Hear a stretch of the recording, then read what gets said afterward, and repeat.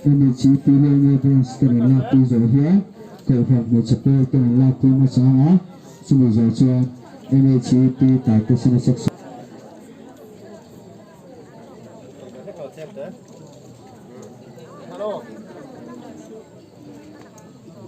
Ini zohia, tak kesana seksual ini cipta dengan lagi yang suatu dengan lagi yang doni. Bây giờ cho anh cầu phật cầu bây giờ hóa tôi kể cái chuông của thuộc vào lưu truyền cái chuông của tôi một cái chuông của sáng hoa cái chuông của lẽ mau sờn giấy tế lẽ từ vì đang trong lời quay tình ở hồ mang cần là kia thì là cần thủ tập đồ này lời vang sắc trong lời quay tình là tu rồi nhá.